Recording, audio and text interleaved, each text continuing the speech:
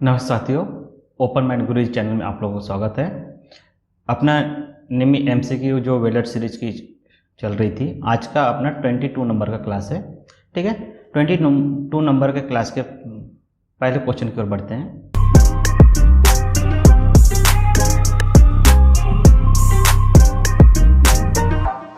आज का अपना पहला क्वेश्चन है,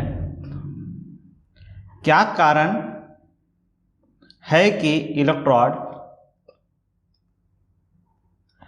बीम वेल्डिंग प्रक्रिया द्वारा बाधित ज्वाइंट को वेल्डेड नहीं किया जा सकता है। ठीक है, तो जो इलेक्ट्रोड बीम होता है, ठीक है ना, बीम बोले तो क्या होता है, देखो जैसे अपना ये एक्सरे का जो होता है ना, रे होती है ना, उसको बीम कहा जाता है। ठीक है, तो उसका आंसर पूछ रहा है। ठीक है, तो क्या है, ये सी है, इसका आंसर सही है। इसका आंसर है इलेक्ट्रोड बीम केवल सीधी रेखा में भ्रमण करती है। जो एक्सरे जो होती है, आप लोग देखे होंगे, जैसे हड्डी उड्डी जो हमारी टूट जाती है, बॉडी का कोई भाग का एक्सरे करना होता है, तो आप लोग देखे होंगे जिस भाग का एक्सरे करना होता है उसके नीचे ही वो क्या करते हैं, लेंस को यानी फोकस करते हैं। ठीक है, तो वो क्या करती है, सीधी बीम बनाती है। ठीक है, आड़ी टेढ़ी बीम उसकी नहीं होती है, वो सीधी बीम होती है। ठीक है, तो जैसे कि यहाँ पे देख रहे हो आप लोग, ये जो बीम देख रहे हैं आप लोग, ये जो इलेक्ट्रोड बीम वेल्डिंग का है, ये एक्सरे।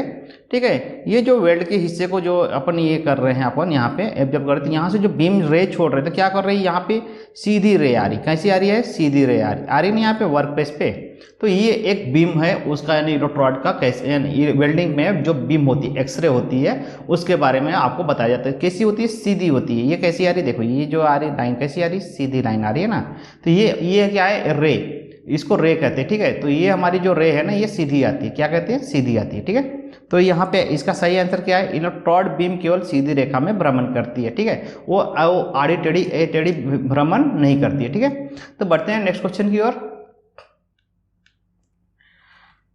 वायर फीड दर 3-4 मीटर, ठीक है, 3 और 4 मीटर मिनट से 18 से 20 वोल्ट पर 0.8 डायमीटर। देखो ये ऐसे क्वेश्चन को ना क्या होता है कि बच्चे काफ़ी कंफ्यूजन हो जाते हैं कि ये कैसा हो गया, कैलकुलेशन वाली मैथ हो गया। तो ठीक है ना, ये अभी IITI वाले जो इसमें कैसा है, इसमें कोई आप लोगों को अलग से यानी कि कंफ्यूजन करने के लिए क्वेश्चन नहीं दिया गया, सेम टू सेम ऑप्शन आपको याद रखना है। ठीक है, इसका सही आंसर क्या है, बी, 8 to 10 LPM। ठीक है, ये आपको याद रखना है, इसका सही आंसर बी है। ठीक है, ये जो है, ये जो इलेक्ट्रोड का जो वायर कह रहा है, ठीक है, ये इलेक्ट्रोड का वायर कह रहा है, इसके बारे में ये बता रहा है। ठीक है, जो 18 से 20 जो वोल्ट पे है, 3 से 4 मीटर 0.8 डायमीटर, जो डायमीटर जो वायर होता है, इसका जो वायर का जो लेंथ होती है वो है, उसके बारे में बात कर रहा है। उसके लिए क्या है, तो ठीक है, तो ये आपको ध्यान में रखने के लिए ये पिक्चर लगा दिया गया। ठीक है, नेक्स्ट क्वेश्चन की बढ़ते हैं।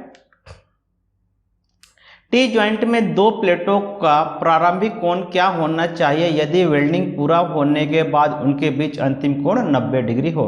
कितना होना चाहिए, 93 का डिग्री हो। कितना होना चाहिए, जैसे देखो ये टी ज्वाइंट है, ये जो टी ज्वाइंट है आप लोग देख रहे हो, जब हम इसको वेल्डिंग करेंगे, यहाँ पे टैकिंग करेंगे, तो क्या होगा, थोड़ा सा यानी कि क्या करना है, 1-2 डिग्री यानी कि अपने को कैसे रखना पड़ता है, टेढ़ा रखना पड़ता है। क्योंकि जो क्या होता है वेल्डिंग के दौरान क्या होता है, टाकिंग के दौरान अपन उसको क्या करते हैं, सीधा करते हैं। और जो वेल्डिंग जो होती है, तो उसमें क्या होती है, जो मटेरियल ये मटेरियल जो है हमारी क्या होती है, थोड़ी सी यानी कि गर्म होकर तो अपने आकार को क्या करती है, थोड़ा सा कम ज़्यादा करती है। तो उसके लिए अब वो अपने को सुटेबल हो, इसलिए हम क्या करते हैं, 2-3 मीटर बोल रहे हैं, सॉरी 2-3 डायमीटर अपने को एक्स्ट्रा लेना पड़ता है। ठीक है, समझ में आ गया होगा। तो इसका सही आंसर क्या है, 93 डिग्री। ठीक है, 90 डिग्री पे टी ज्वाइंट कितना रहेगा, टी ज्वाइंट ऐसे रहता है ना, यहाँ से ऐसे, तो ये हो गया 90 डिग्री पे दोनों कोण रहते हैं। ठीक है, तो ये हमको 3 पे लेना है। ठीक है, थोड़ा सा इसे बढ़ा के लेना है। ठीक है, चलते हैं नेक्स्ट क्वेश्चन की ओर बढ़ते हैं। FCAW प्रक्रिया में प्रतिनियुक्ति दक्षता का कितना प्रतिशत है। ठीक है, FCAW, ठीक है, ये मशीन के बारे में पूछ रहा है। FCAW जो मशीन होती है उसकी दक्षता तो कितनी होती है, 80 से 86। कितनी होती है, 80 से 86, 80 to 86। ठीक है, ये क्या करना है, इसको डायरेक्टली याद रखना है। ठीक है, इसका कुछ स्पेशल कुछ भी नहीं है। ऐसे क्वेश्चन को जो ये है वो हमको क्या करना है, डायरेक्टली हमको याद रखना है। ठीक है, तो नेक्स्ट क्वेश्चन की ओर देख पढ़ते हैं। FCAW में स्पाइटर के नुकसान को कम करने के लिए कौन सी गैस मिश्रण की संभावना है। जो FCAW जो मशीन है उसमें जो स्पाइटर आप लोग देखे होंगे, ठीक है ना, ठीक है ना, ये FCAW मशीन है, ठीक है ना। तो इसमें यानी क्या करना है, स्पाइटर आप लोग देखे होंगे, जैसे हमारा ये जो यहाँ पे यहीं पे बता देते, ठीक है। ये जो हमने ऐसे हो गया, इसको वेल्डिंग कर ली है, ठीक है, ये हमने रन बना लिया, ठीक है। तो इसमें जो छींटे ऐसे जो उड़ते हैं ना, बारीक बारीक चिंगारियाँ, इसको बोलते हैं स्पाइटर बोलते हैं, ठीक है। तो उसको यानी कम करने के लिए FCAW मशीन है, उसमें क्या करना पड़ता है, आर्गन एंड CO2 मिक्स करना पड़ता है, ठीक है। ये जो आर्गन और CO2 जो है गैस है, CO2 गैस, ये सिलेंडर एक लगा दिया जा पड़ता है। देखो अभी ये बोलोगे सर इसमें आवश्यकता क्या है, तो इस स्पाइटर को कम करने के लिए, और जबकि ये क्या है, ये वेल्डिंग मशीन ही है, ट्रांसफार्मर ही है, ठीक है। और ये हमारा करंट पावर सप्लाई कम ज़्यादा ना, और ये हमारा इलेक्ट्रोड है, ठीक है, ये हमारा टॉर्च है। तो इसको हम स्पाइटर कम करने के लिए हम क्या करते हैं, इसमें CO2 सिलेंडर की कनेक्शन कर देते हैं, जिससे हमारा स्पाइटर कम हो जाता है, ठीक है। पढ़ते हैं नेक्स्ट क्वेश्चन की ओर।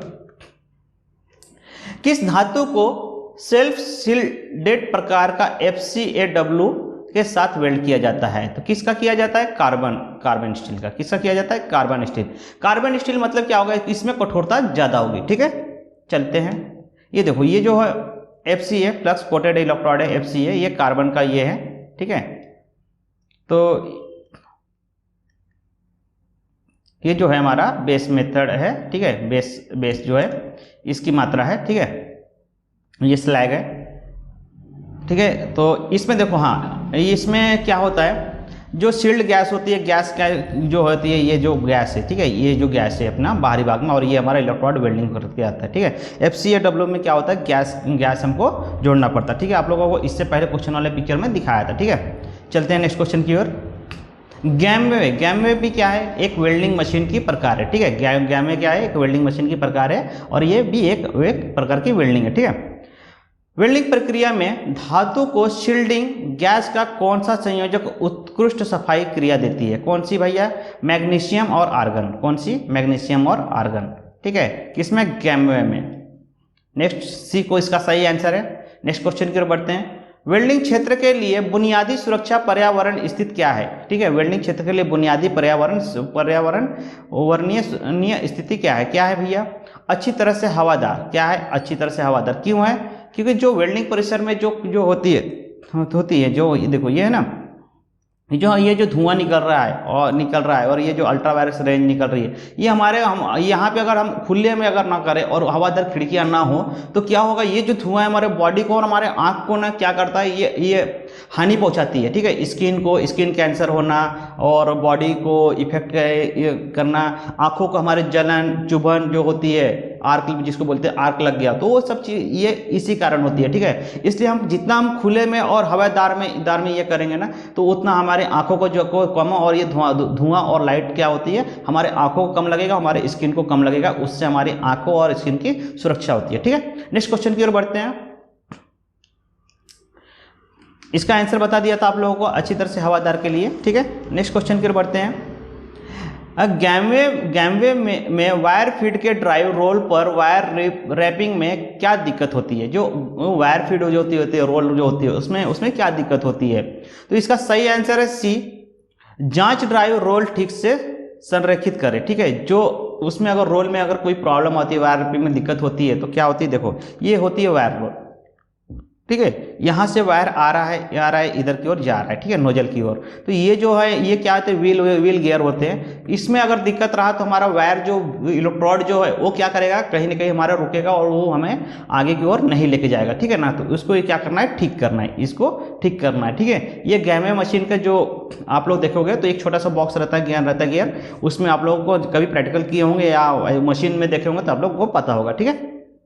चलो, इसका सही आंसर क्या है, C, ठीक है। नेक्स्ट क्वेश्चन की ओर बढ़ते हैं अभी। हाँ, ये जो देख रहे हो, ये इलेक्ट्रोड आ रहा है यहाँ से, तो यहाँ पे क्या होता है, यहाँ पे एक मशीन होती है जो इलेक्ट्रोड को खींचता है, उसकी बात कर रहे हैं, ठीक है। ये दोनों तरफ से मशीन दिया गया, दो एक साथ, तो इसमें वर्क हो सकता है, ठीक है। चलो नेक्स्ट क्वेश्चन की ओर बढ़ते हैं। बेस मेटल को स्थानांतरित करने वाले हीट इनपुट की अधिकता के कारण वेल्ड मेटल में के संकुचन का कौन सा उपाय जिसके कोण बदला जाता है, ठीक है। क्वेश्चन काफी बड़ा हो गया है, लेकिन आप लोगों को पढ़ना है, फिर से ध्यान में रखना है। तो बेस मेटल को बोल रहा है, ठीक है, बेस मेटल स्थानांतरित करने के लिए, तो इसका सही आंसर क्या है, छोटे खंडों को वेल्ड करें और ठंडा होने दें। ठीक है, छोटे खंड जो होते हैं उसको वेल्ड करे और ठंडा रहने दे। ठीक है, इसका सही आंसर है डी। नेक्स्ट क्वेश्चन की ओर बढ़ते हैं। आर्गन सिलेंडर, देखो आर्गन सिलेंडर के लिए रेगुलेटर को ठीक करने से पहले सिलेंडर वाल्व को साफ करने के लिए ऑपरेशन क्या है? क्या है भैया?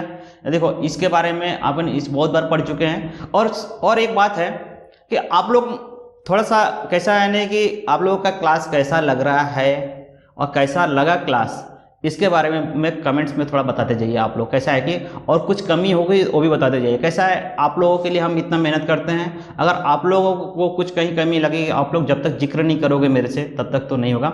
और इससे जो पहले वाले क्लास में मैंने अपना कॉन्टैक्ट नंबर दिया है व्हाट्सअप करने के लिए, तो वहाँ पे व्हाट्सअप सभी जन करें, अपना नंबर दें, क्योंकि मैं एक ग्रुप बना रहा हूँ जो कि अभी आप लोग आईटीआई में आईटीआई कंप्लीट करने के बाद जब जॉब के लिए करोगे तो वहाँ पे हम कैसे करेंगे, जॉब जो भी नया रिक्वायरमेंट्स आएंगे, प्राइवेट हो गवर्नमेंट हो, तो मैं आप लोगों को वहाँ पे पीडीएफ जो है या लोकेशन या कॉन्टैक्ट नंबर मैं वहाँ पे आप लोगों को प्रोवाइड करते जाऊँगा। तो कैसे होगा कि जो वेल्डर्स जितने भी बच्चे हैं जो अपने से जुड़े हैं उनको आने की एक गाइडलाइन मिले, फ़ायदा मिले, और आप लोगों के लिए भी वो चैनल वो ओपन है, तो उसमें आप लोग भी मेरे को बताएंगे कहीं किसी को कोई नई जानकारी आई हो, कहीं रिक्वायरमेंट्स हो, तो सभी को बेनिफिट हो। इसके लिए मैंने अपना कॉन्टैक्ट नंबर दिया है, और प्लीज़ मुझे कॉल नहीं ओनली मैसेज करना है। ठीक है, तो कैसा है ना कि कॉल तो बहुत हम रेयर उठाएंगे, और आप लोगों को अगर इम्पोर्टेंट करना है तो पहले आपको कुछ पर्सनली बात करना है तो आप लोग मैसेज करिएगा कि सर आपसे हमें बात करना है। अगर मुझे टाइम मिलेगा तो मैं आपको कॉल बैक करूंगा और मैं आप लोगों से बात करूंगा। ठीक है, चलिए तो अपन यहाँ पे बढ़ते हैं। तो क्या कहते हैं उसको? क्रैकिंग कहते हैं। क्या कहते हैं? क्रैकिंग। ठीक है, इसमें क्या होता है, जब गैस आर्गन सिलेंडर हो या कोई भी हो, ठीक है, रेगुलेटर लगाने से पहले अपनी घर की भी जो सिलेंडर होती है एलपीजी होगा उसको लगाने से पहले क्या करते हैं, थोड़ा सा उसको गैस को लेके बाहर करते हैं और जो डस्ट होगा उसको बाहर करते हैं। तो वैसी इस जो प्रक्रिया होती है गैस सिलेंडर के रेगुलेटर को लगाने की, तो उसको क्रैकिंग कहते हैं। ठीक है, जैसे देखो ये जो गैस सिलेंडर है, ठीक है, ये गैस सिलेंडर हो गया, एक मिनट,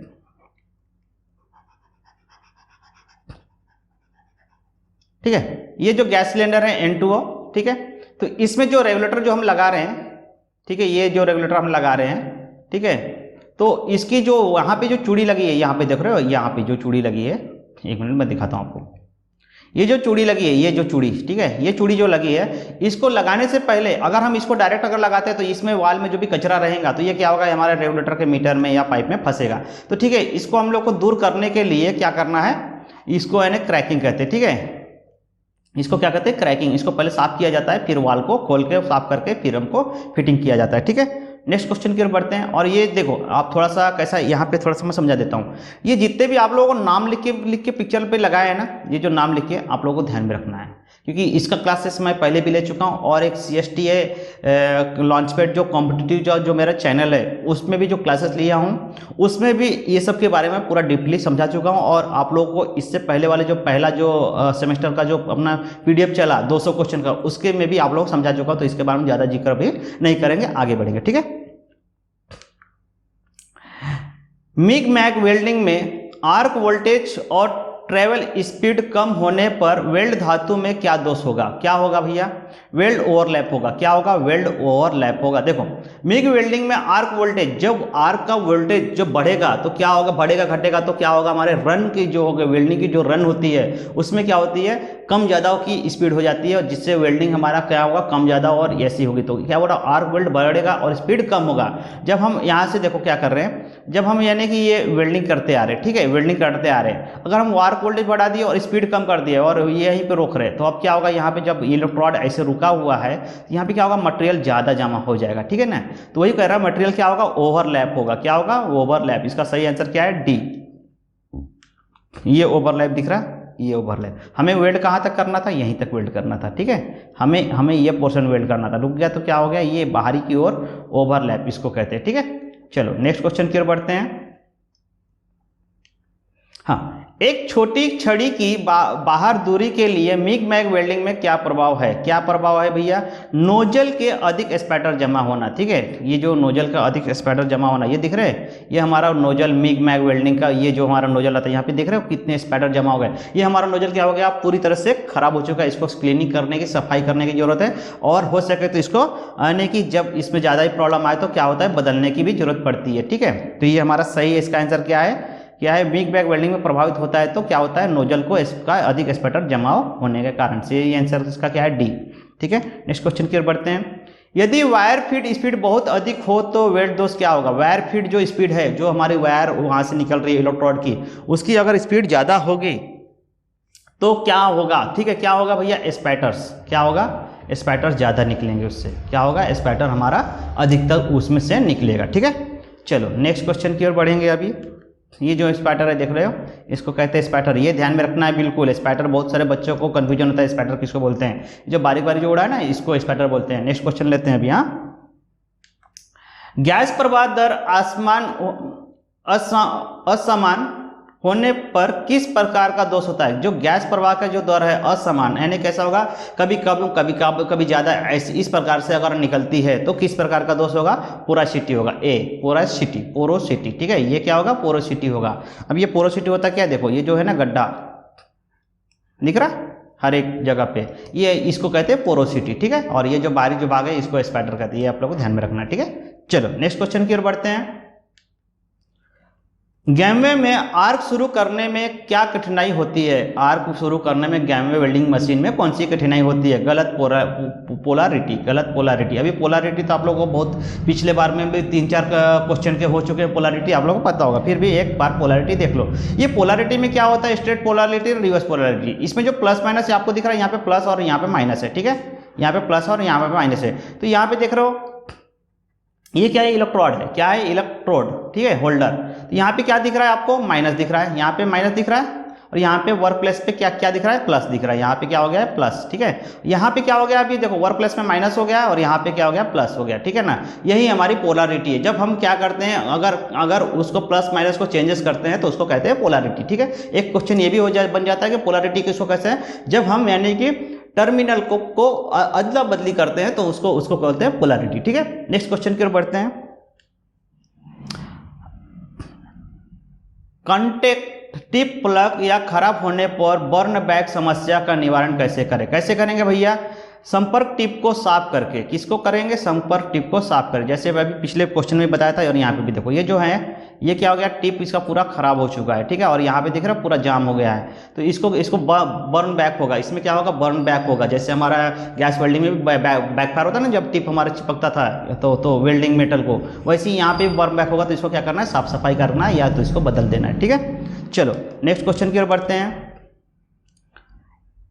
इन ट्रैप गैस पैकेट के कारण छोटे वाल केविटी वाले एक जॉइंट को आप क्या कहते हैं? क्या कहते हैं भैया? D, porosity. क्या कहते हैं? पोरोसिटी। अभी आपको बताया था इससे पहले भी।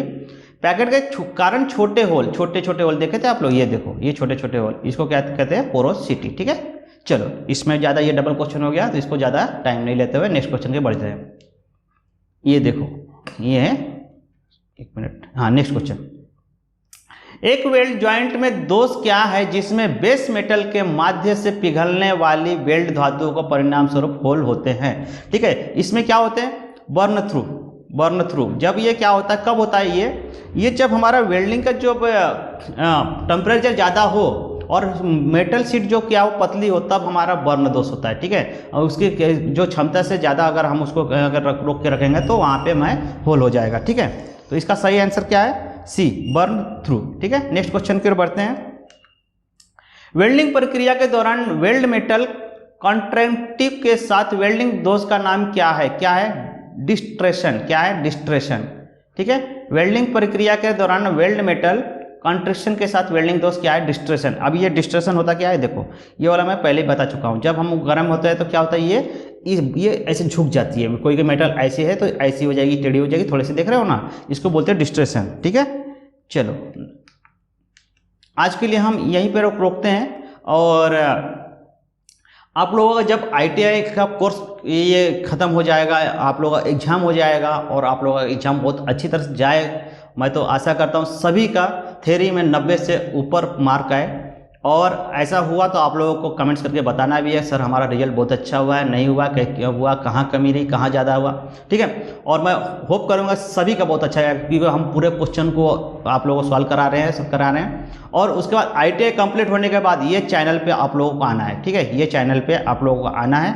यहाँ से क्या होगा, यहाँ पे हम कॉम्पिटिटिव का क्लासेस करा रहे हैं, जो सरकारी नौकरी के लिए एग्जाम होते हैं वेल्डर ट्रेड के, उसमें जो क्वेश्चन पूछे जाते हैं उसकी मैं यहाँ से तैयारी करवा रहा हूँ। तो आप लोगों को इससे जुड़ जाना है अभी से, इसको ये चैनल को सब्सक्राइब कर लेना है, टाइम मिले तो इसको भी देखते जाइए, नहीं तो आप लोगों का ITI तो चल ही रहा है, ITI होने के बाद जुड़िए। और जिनका हो चुका होगा उनको लगे तो आप लोग जिक्र करिए कि यहाँ पे क्लासेस चल रहा है, ठीक है।